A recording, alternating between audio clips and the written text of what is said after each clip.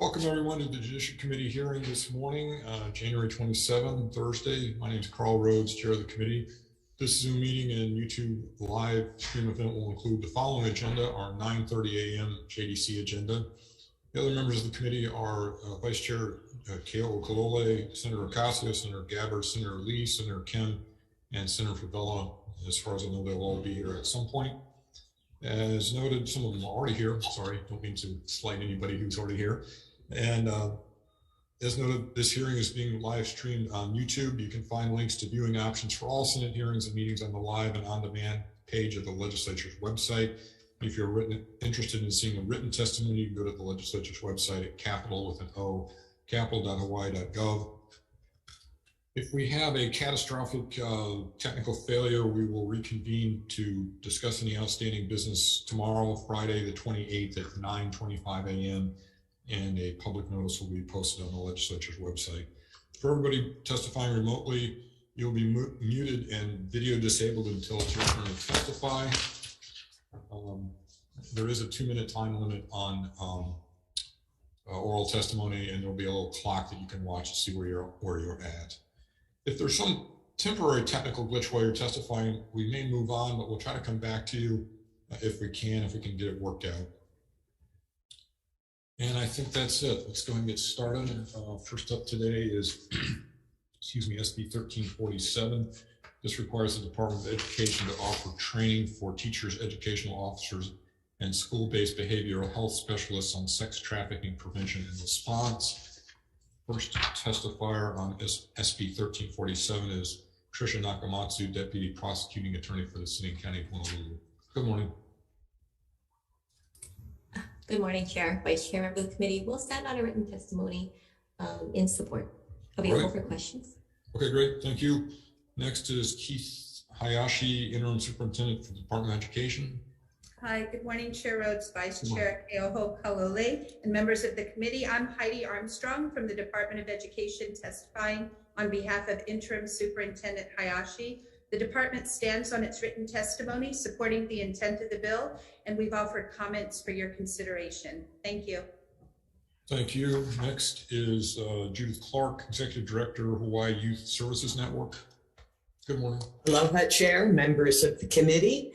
I'm Judith Clark, Executive Director of Hawaii Youth Services Network, and we support this bill. At the 2021 Hawaii Children and Youth Summit, training for teachers on sex trafficking prevention and recognition was one of the top 5 priorities of the youth for legislative action. Youth and young adults are targeted for recruitment into sexual exploitation, including prostitution, exotic massage, and more. They are enticed through seduction, promises of easy work for big pay, and even sold to pimps by family members. When children and youth have problems, teachers and other school personnel are often the trusted adults to whom they turn for help. School personnel are the #1 reporters of child abuse and neglect, according to the Hawaii Department of Human Services. Therefore, teachers need training so that they can recognize signs of sexual exploitation and know how to respond appropriately. Please honor the voice of Hawaii's youth by addressing their concerns about sex trafficking. Thank you. Thank you very much. Next is Tracy Ryan, Executive Director for Harm Reduction Hawaii. Good morning. You're still muted. There you go. How's that? All right. I don't think there's anybody who's opposed to the intent of this bill, and I respect what Judith Clark and others have said about it. However, I think this is a bad way to go in terms of the procedure. I think that the efforts really should be centered with the DOE, working with community partners and developing what they think is most appropriate. There's a lot they have to consider. They have to consider issues of developmental psychology. They have to consider issues of budget. They have to consider how parents may react to what's presented. They have to consider how to accumulate the appropriate material that's accurate. And they have to look into situations such as the DARE project, which was very well intentioned, but which had an unintended consequence where a lot of schools with the DARE project showed actual increases in drug use because issues of psychology and how things are presented were not really considered. It was basically, let's tell people stuff we want them to hear.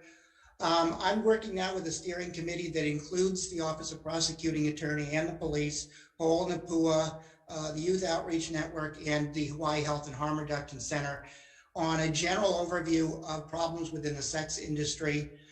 We have a shoestring budget, but it's actually, I think we've included the right people. We're talking about developing a training for the police, which they're interested in.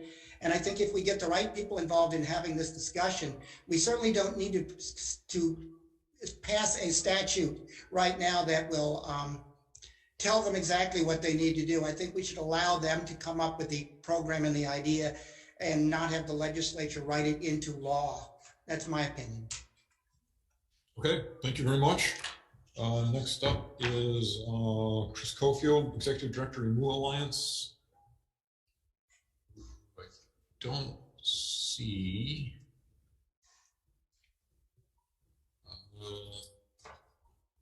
If he's here, I'm sorry, I don't see Chris. He's in support. Leah De Los Santos for Opportunity Youth Action Hawai'i. Good morning. Hello, my kako. My name is Leah De Los Santos. I'm a student at the University of Hawai'i, and I'm serving as an advocate for the Opportunity Youth Action Hawai'i.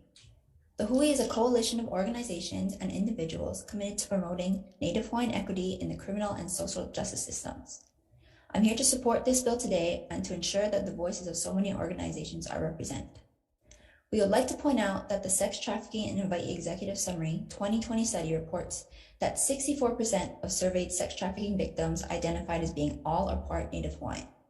We believe this measure is a very important step in the effort to mitigate sex trafficking and abuse within not only the Native Hawaiian community, but the community of Hawai'i altogether. Mahalo nui loa. Thank you. Sorry, I'm just checking I'm not muted. Okay, good. Next is Nicole Wu for Hawaii Children's Action Network Speaks. Don't see her either. They're in support. Next is Michael Galoyo Sr., Secretary for testifying for Rainbow Hawaii 808 in support. Victoria Anderson in support. Dara Carlin in support. Harmony Wukan-Kiet in support. Department of Human Services in support. And the Hawaii State Teachers Association in support. And I think that's all the testimony we have on this, unless somebody else showed up that had signed up for. No, okay. All right, SB 1347, members, any questions? Yeah, Chair. Senator Favela. Sorry, I had a hard time getting on. I know the testifiers name earlier that talked about that we should let the Department of Education make the decision instead of ours. Is she on? I'm here. Yeah, can you, sorry, I came on a little late. I still have my phone. I had a hard time with the laptop. Can you kind of go over a little bit again why that we shouldn't pass, I mean, not pass, but with this bill, do you have a problem with? Again, everybody's in favor of doing this. The problem is it doesn't require a statute. There are 38 lines of new statutory material outlining in great detail what this program should look like. And I think that's a mistake. I think the Department of Education should develop with community partners what the program should actually look like, rather having it written in law by a political process in advance of them coming up with it. That's all I'm objecting to. I'm objecting to the process. I don't think we should create a statute here. I think we should allow the department to come up with the program If they want budget or they want approval, they can come back to the legislature when they have a program. Ideally, they should have some ideas before the next fall. And I've also indicated there are a lot of local experts who I doubt are linked into this, including Professor Chesney Lind of UH, who's one of the nationally recognized experts on these issues. And there are a lot of other organizations, Honolulu, who DOE is aware of. There's also the Youth Outreach Project that works with Runaway. There's very little discussion of Runaway in any of this, which is a big problem. Most of the minors who are selling sex are probably not under the control of some trafficker. They're runaways. They're on their own. They have a totally different set of problems and a totally different areas of approach and how we're going to solve them. So we need to have a comprehensive understanding before we start writing into statute, this is what we're going to do. That's all I'm saying. I'm not against doing a training. Yeah, okay, thank you. I just wanted to get clarification. I'm not sure on the author or whoever wrote the bill, but I understand where you're coming from. But you know, when we leave things in I'm not knocking the DOE, but when we leave things up to the DOE, it takes a little longer. So I understand why I think my colleagues is trying to put something in there so that we can get something going to protect, you know, our kids and our families. So I just wanted to get that clarification because I deal with the DOE all the time and they're great people, but they get so much red tape. By the time we get this, probably will be 10 years from now. So I just think that the structure of the bill is great, and then maybe we can continue to work with you and other stakeholders. It can be amended. It can be amended very easily. Just delete all of the detailed instructions and say, or tell the DOE that they shall come up with a policy to be presented to the legislature on how they're going to proceed with this and give them a timeline. Let them work it out on their own. They really are the experts on how to deal with, you know, youth and their staff. We're not. I agree. All right. Thank you, Chair. Thank you for your time. Appreciate it. Thank you. Senator Kim, go ahead. Thank you. DOE, somebody here from DOE? Hi, I'm Heidi Armstrong. I'm here. Hi, Heidi. Just wanted to get your sense that, first of all, is there any concerns about offering training and so forth? And if there was to be a situation where a teacher did not recognize something going on, could there be liability or, you know, what would be the unintended consequences that could occur? And on the second question is, I don't know how teachers feel, but, you know, we put so much on our teachers and so much training and have them, you know, extend from classroom teaching to now having to be psychologists, nurses, having to, you know, sense this about the children. And so, you know, is there any feedback as to the teachers? Yeah, well, we are, as it was shared before, we are mandatory reporters. And when sex trafficking came into our focus, we do have our annual beginning of the year teacher trainings. And historically, we've had the mandatory child abuse training. When sex trafficking came into our limelight, we did revise that video to give it not a detailed, but an overview of sex trafficking included in that training with signs to look for, etc. So every employee gets that as the awareness. We also are very committed, absolutely, to providing this training to our secondary schools. We don't make up our own curriculum, but we've partnered with Ho'olanapua Pacific Survivor Center and Susanna Wesley Community Center, who do the trainings and provide the trainings because they're the experts in this field. We are keeping track of our secondary schools, both middle and high, who've received the training, and we keep going down that list and providing it. The momentum wasn't broken, but it was interrupted when all things COVID came down. That's not an excuse, but that was our reality. But we are very committed to it. We keep the data on who is trained. We will continually update our annual video that gets the general information to all employees so that there's an awareness of this and we know what to look for. And then we are committed to getting all of our schools continually trained in this area, and we are keeping data on that. Thank you for that. Do you feel that this bill is necessary? I think what's in the bill is great. I don't think it's necessary because that is our goal and we're doing it. We've started it and we're keeping data on it. Okay, thank you. Thank you, Mr. Chair. Thank you. Members, Senator Casio, go ahead.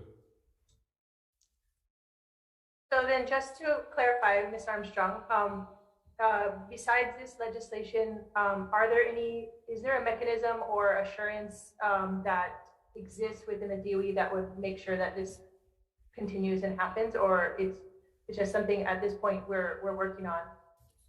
No, we do have a position committed to this, and this person leads this effort. We are also very, and this is in our testimony, very involved in the multitude of agencies who work on this.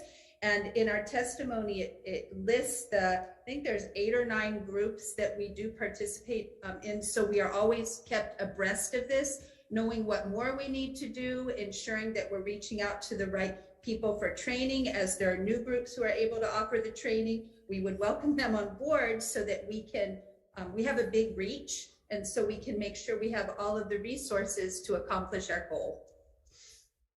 Thank you. Thank you. Members, any other questions? All right, if not, thank you very much. We'll go ahead and move on to the next bill, which is SB 1016. Requires the Office of Enterprise Technology Services to establish policies in collaboration with departments and agencies to provide infrastructure and resources to permit authorized employees to securely access remote computing services. First up for 1016 is Director Butai from the Department of Transportation. Good morning. Good morning, Chair Rhodes, Vice Chair Keo Kalole, and members of the Judiciary Committee. I'm Jade Butai, Director of DOT. We stand on our submitted written testimony in strong support. I'm pleased to report that during the pandemic, the Department of Transportation learned how to maintain critical infrastructure and services while adapting to the new normal of increased health and safety measures. Thank you. Thank you, Director. Next is Douglas Murdoch, Chief Information Officer. Good morning. Good morning. We'll stand on our testimony in support of the bill. Great, thank you. Next is Kurt Otaguro, State Comptroller, in support. Christine Sakuda for Transform Hawaii Government with comments. That is all the testimony we have in SB 1016. Members, questions?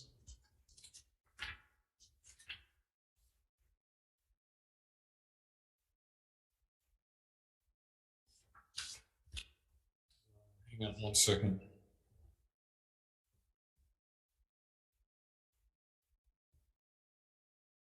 So I guess for Mr. Murdoch, does this measure only apply to those currently authorized to work remotely, or would it expand the ability of other government employees to work remotely as well? Like post-pandemic, I guess is what the question really is, if there ever is a post-pandemic.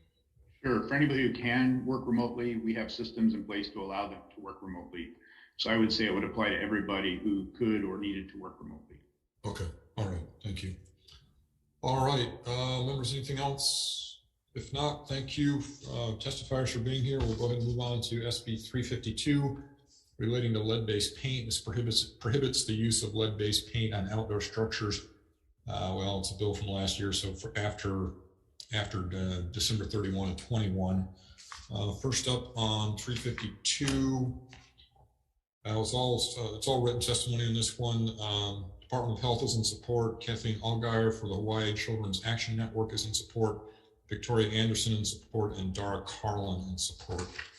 So there's no one to ask any questions of. Hopefully I don't have any. I think I can live without. Okay, I can't live without. Let's go and move on to SB 629.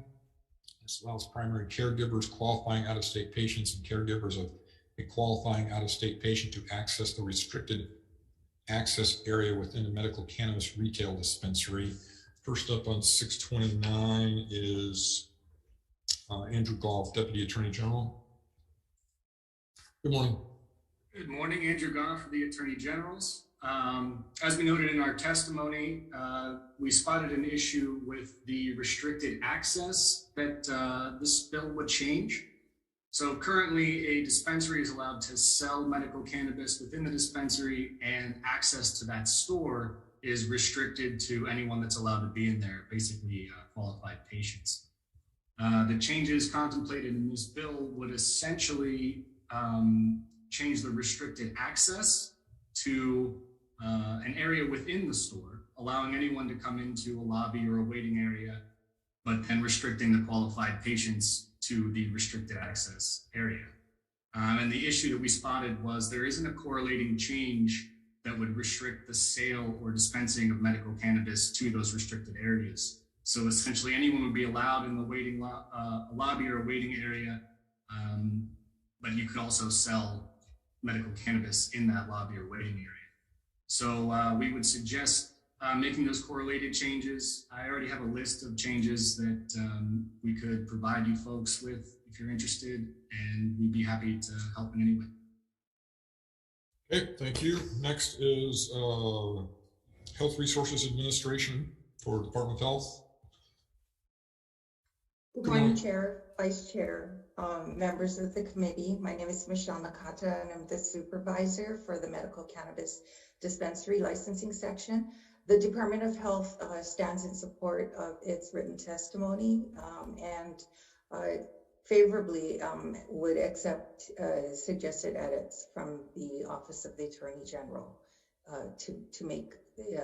to clearly state that sales are restricted to only the secured areas and only to patients and qualifying patients and caregivers. Thank you. I'm available for any questions. Thank you. Thank you. Next, we have Michael Galoyu, Senior, in support, and Randy Gons, Executive Director for Hawaii Cannabis Industry Association, also in support. That's all the testimony we have. Members, any questions for the people who are here on Zoom? Okay, seeing none, I don't either. Let's go ahead and move on to, thank you for being here, both of you. Let's move on to SB 1140. This amends the newborn hearing screening statute to mandate reporting of diagnostic audiologic evaluation results to improve hearing follow-up of infants. First up on 1140 is Matthew Shim for the Department of Health. Good morning, I'm Matthew Shim. I'm Chief of the Family Health Services Division. The department stands on its testimony in support and offers amendments, and I'm available for any questions. Thank you. Thank you. The next is Colleen Momohara, Interim Director for Executive Office and Early Learning in support. Daitri Bartoldas, Executive Administrator for the State Council on Developmental Disabilities, also in support. Doug Imig for Early Childhood Action Strategy in support. Victoria Anderson in support. John Kiramitsu for Kaiser Permanente, also in support. Members, any questions? I do have a question for Mr. Shim. So the amendment that you're offering, can you describe that a little? Can you go into that in a little more detail? The amendment is basically just a language change to update the rules. Instead of the language for infants who have been identified as deaf or hard of hearing, it's actually for infants who fail newborn hearing screening or have been identified as deaf or hard of hearing. So it adds a little bit more descriptive language. Okay, other members, any questions? All right, seeing none, let's go ahead and move on to SB 11. Thank you, Mr. Shim. Let's move on to SB 1141. This amends the Hearing and Vision Program statute to increase the early identification of children with hearing or vision loss by establishing consistent protocols for hearing and vision screening and follow-up. First up on 1141 is Matthew Shim again for the Department of Health. Morning again. Morning again. The department stands on its written testimony in strong support, and I'm here for any questions. Great, thank you. Next is Colleen Momohara, Interim Director for Executive Office on Early Learning and Support. Daitri Bartoldas, Executive Administrator for the State Council on Developmental Disabilities. Also in support, Doug Imig for Early Childhood Action Strategy and Support. Mike Galoyu Sr. for Rainbow Family 808 in support, Victoria Anderson in support, John Kiramitsu for Kaiser Permanente also in support. Any questions on SB 1141, members? Okay, seeing none, let's go ahead and move on to SB 622. This relates to restraining order violations, requires a court to sentence a person convicted of violating an injunction or restraining order or order of protection during the term of a stay-at-home order imposed by the state or county in which the violation occurred to a mandatory jail sentence of not less than 30 days and fine not less than $5,000. First up on 622 is Corey Young, Deputy Attorney General. Good morning, Chair. Good morning, members of the committee. We would just ask the committee to consider what it would like to set as the maximum fine for a violation of this bill and to explicitly state that 706-640 HRS subsection 1G requires that if a bill is going to, or a statute is going to depart off of the standard maximums, that the new maximum be explicitly stated. So we just wanted to make sure that the bill was given its full force and effect, and just ask that the bill add a maximum fine. We would recommend that the maximum fine, though, be less than $10,000, as that's the maximum usually set for Class C felonies. So right now the bill is saying 5,000 or more, but we would just like the upper limit to be explicitly stated if it could be. Thank you, and I'll be available for any questions. Thank you. Next up, we have Darcy Forrester, Deputy Public Defender. Good morning. Aloha. Aloha, Chair Rhodes and members of the committee. The Office of the Public Defender opposes SB 622. There is an effective penalty structure already built into the statutes prohibiting violations of TROs and orders for protection. We strongly oppose mandatory sentencing that mandates jail and a harsh fine, especially for an offense involving a defendant with no prior record and for offenses that do not involve any violence or threats of violence. For example, a single text message with an innocuous sentiment like, "I'm sorry." The courts do have the ability to create sentences to penalize different types of violations and to consider circumstances like offenses that occur during emergency stay-at-home orders.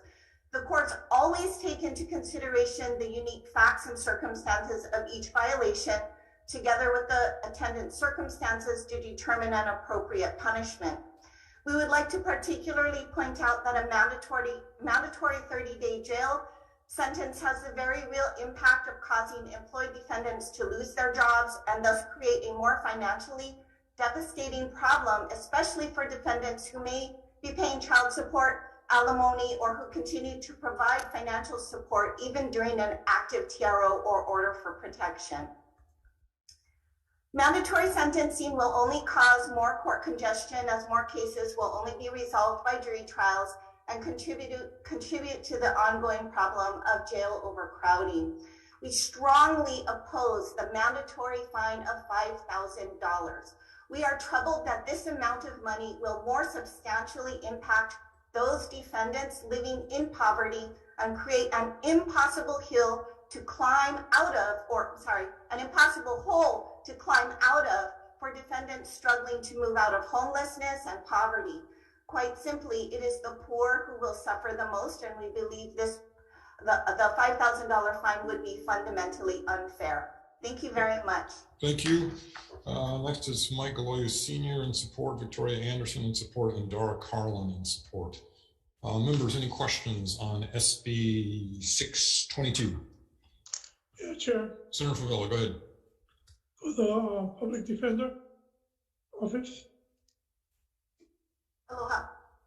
Yeah, so I mean, I understand all what you were saying about the hardship on the persons and the families that break the restraining order, but what do you suggest for the victims that is constantly being harassed or even threatened while they have a restraining order, when some of them just think to themselves, this is just what Peppa, I will come over there and smash your face.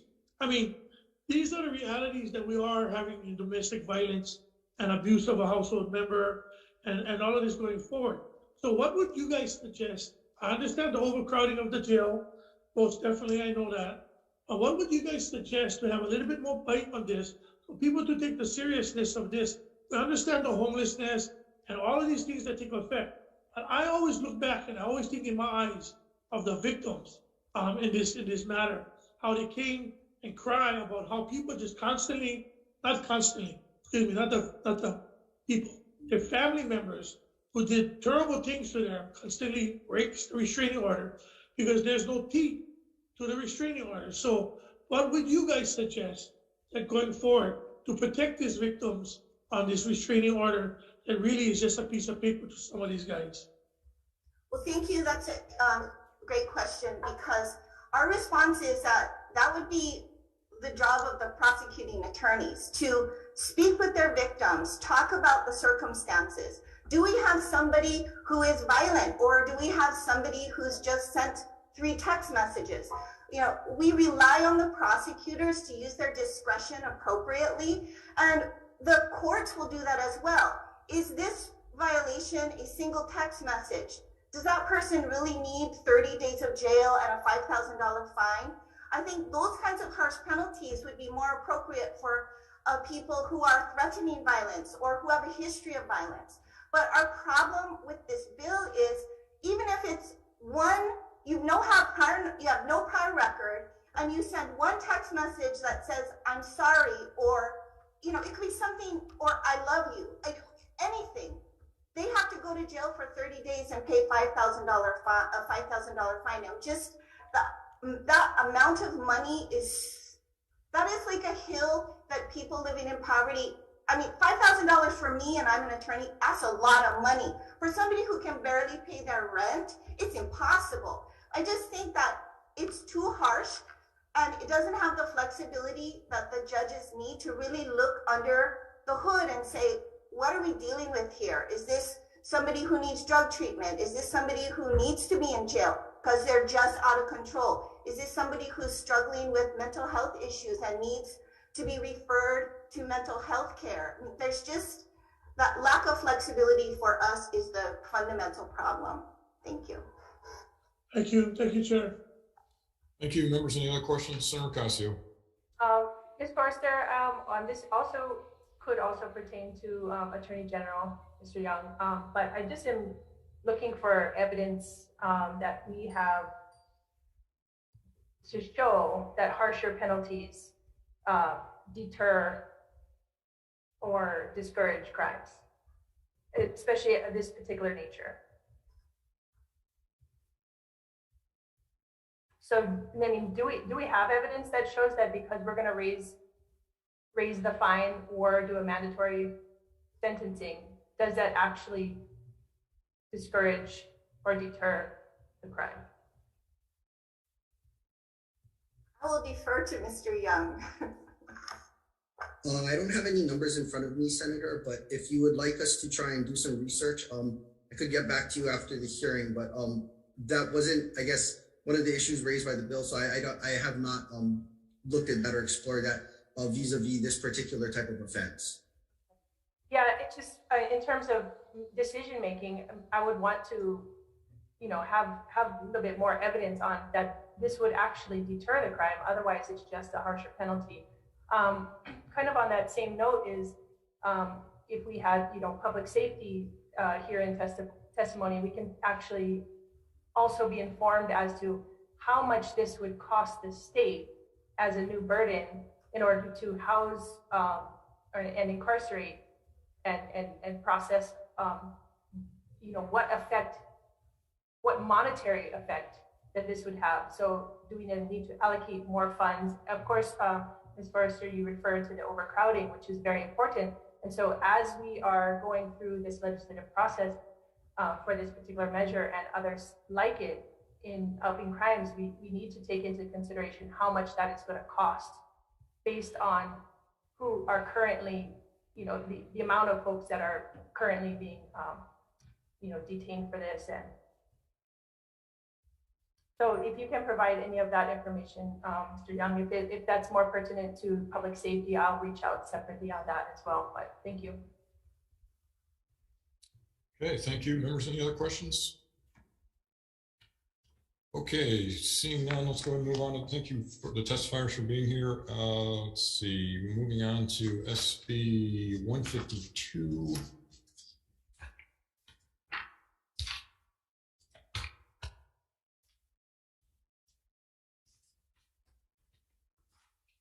This would amend requirements for the restraint of child passengers requires rear-facing child safety seats for children under 2 years of age.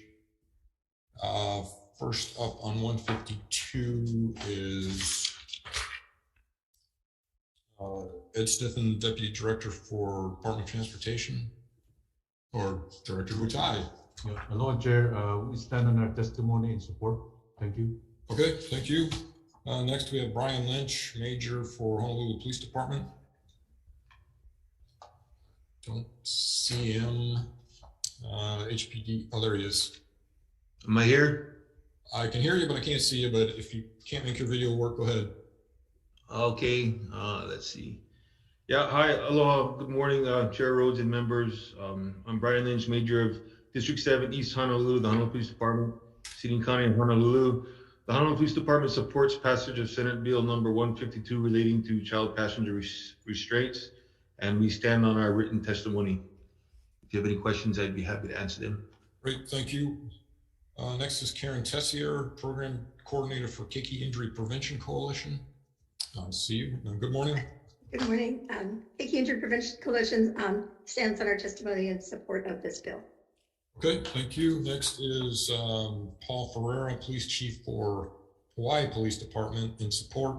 Lisa Dow for Kapiolani Medical Center also in support. That's all the written testimony we have on SB 152. Members, questions? Let me just check and see if I've got any.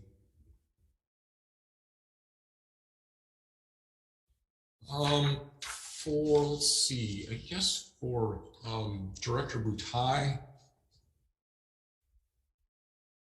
So are age-specific seat requirements useful? And what if the child is unusually small or large for their size? How does this bill deal with that?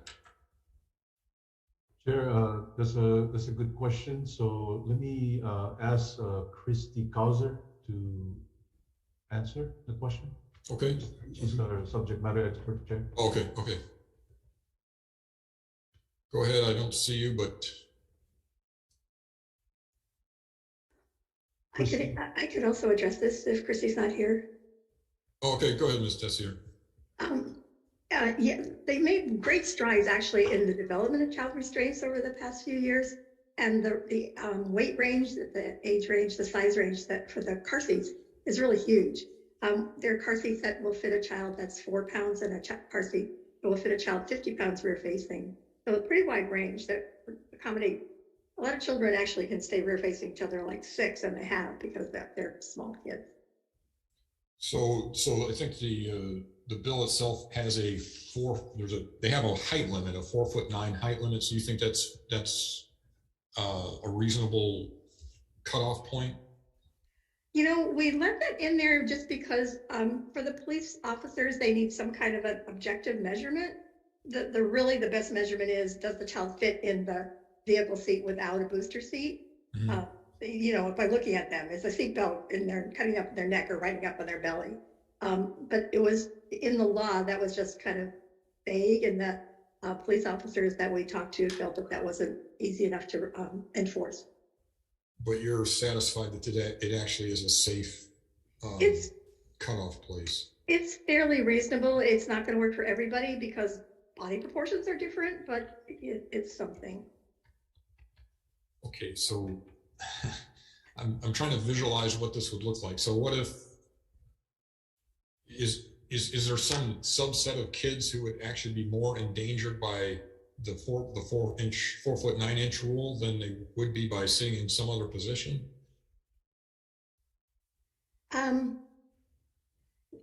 Well, there's the California law has something that's more like, you know, looking at the child. Does the shoulder belt fit them properly? Does the lap belt fit them properly? Can they sit with, you know, all the way back in the seat with their knees bending over the edge? There's like a 5-step observation test that's much more accurate and more realistic for children. Okay. Okay, thank you. Members, any other questions? Senator Keokalole. I have a question for HPD. Yes, sir. So, Major Lynch, this bill came up in the past, and my concern was with the 2-year-old rear-facing requirement, because, like, when my son was, I'm tall, my son was tall, so from when he was like 1.5 years old, some of the rear-facing seats he just couldn't fit in them. His feet were in the window in the back, like over the back seat, and so instead of making a fuss about the bill, because I really like it about everything except for that one scenario, which I don't think is very uncommon in Hawaii. I have a hard time believing that HPD would enforce in a situation where the child is too big for the rear-facing seat and just fits in the forward-facing seat, especially when the manufacturers, the federal rules on this say, designated not by age but by size. So can you imagine a scenario where an officer would be citing a parent who puts their 2-year-old in a front-facing seat because they're just too big for the rear-facing seat, and they didn't go out and buy a brand new one? They're using the one that they use for their 3 other kids. So to answer your question, I would think when we approach things, we use the totality of all the circumstances before we evaluate what we're going to do. And I think under a circumstance like you suggest, if it's plainly obvious that the child is a larger child and doesn't fit into the seat, the next best option for any parent is going to be to secure that person with a seatbelt. So I would say as long as the parent is being responsible and doing what they can to secure the child, I don't think the officer would cite. They might educate, but what is, like you were saying, in your circumstance, what is there left for you to do other than put the child in the seatbelt that he fits? So unless they're going to make seats for every size kid, which I don't think they're going to do, that's your next best option, and I think that's how we would approach it. I guess my concern would be expecting parents who have been using the same car seat on all their kids to go out and buy a brand new one because the kid's leg is too long, and how you would even be able to make that determination at on a vehicle stop if the child appears to be secured in a forward-facing seat. How what is it realistic to expect the officer to go, oh, is this child 2 years old or under? Because otherwise they should be in a rear-facing seat. So I guess I'm good. That's good enough for me. Thank you. Okay. Did I answer your question? Okay. Members, any other questions? Okay, let's see if I got any more here. Just a second.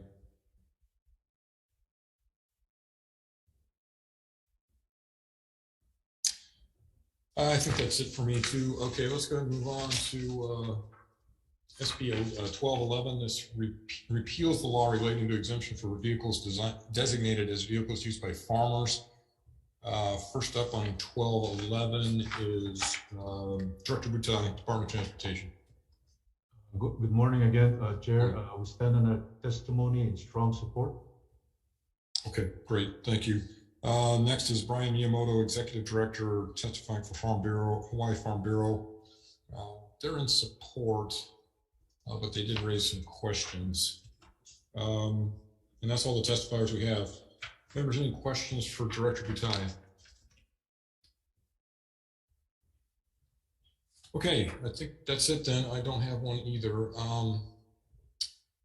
I think let's Austin,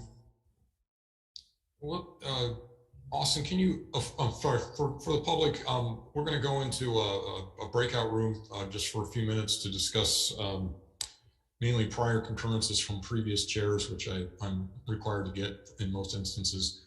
So we'll be back shortly. I would guess not more than 5 to 7 minutes, but Austin, can you put us in a breakout room? Will do, Chair. Thank you. So we're in recess.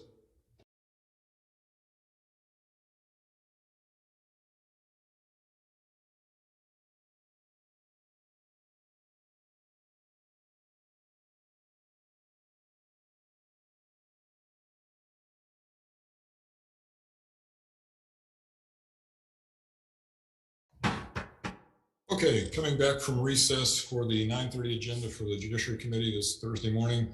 Let's go ahead and do some decision making.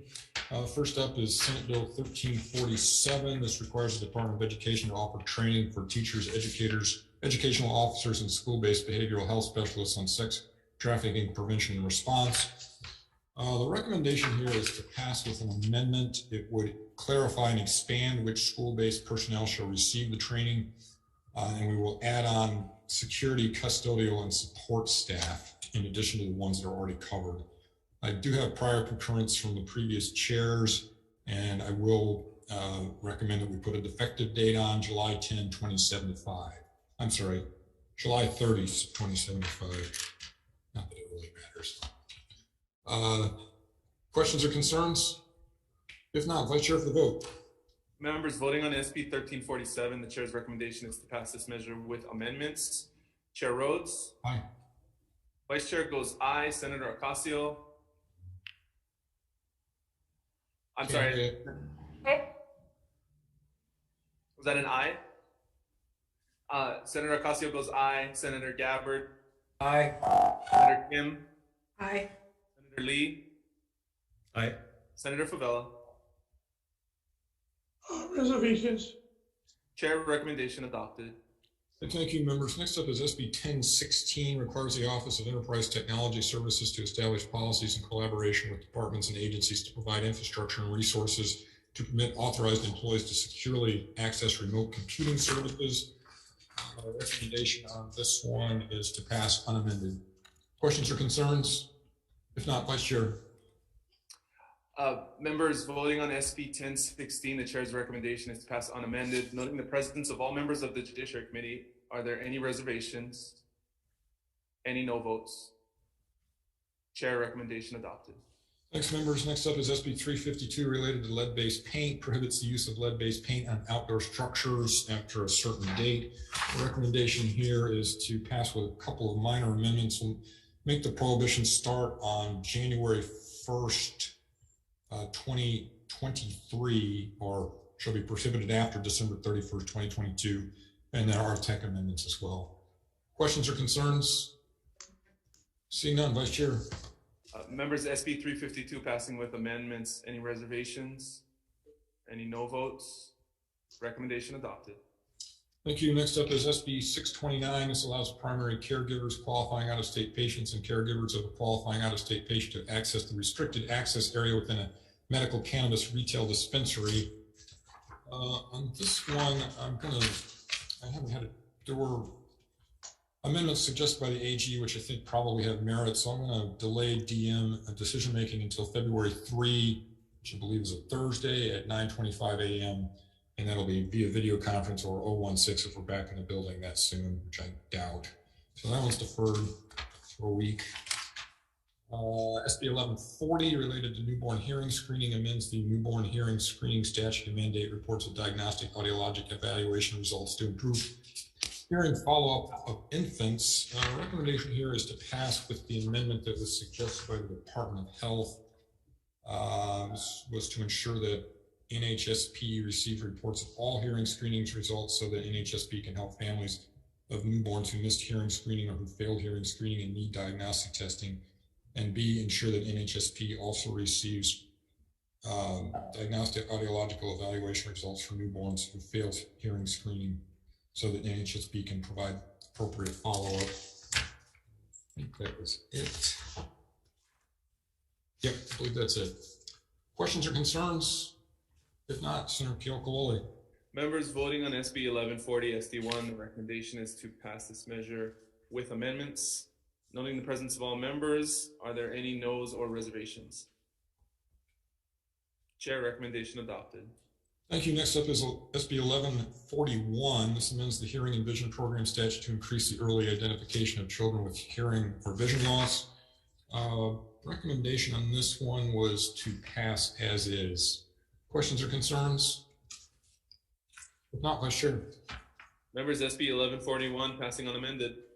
Any opposition or reservations? Seeing none, chair recommendation adopted. Thank you, members. Next up is SB 622. This requires a court to sentence a person convicted of violating an injunction or restraining order or order of protection during the term of a stay-at-home order imposed by the state or a county in which the violation occurred, to a mandatory minimum jail sentence of not less than 30 days and fine not less than $5,000. Recommendation here is to pass with some amendments. I'd like to include TROs in addition to orders for protection and injunctions, and I'd like to reduce the minimum fine to $500 and the maximum to $3,000. And there are also technical amendments, and I'll put a bad date on it, 7/30/2075. Questions, concerns? I've already noted, yeah, Senator Ocasio has. Is that a straight no? Thank you, Chair. No, I just wanted to mention that I think it's really important that we not disempower the judicial discretion, but then also it would be really important for me to see evidence that increasing the fines and also the mandatory sentencing correlate to a reduction of said crimes.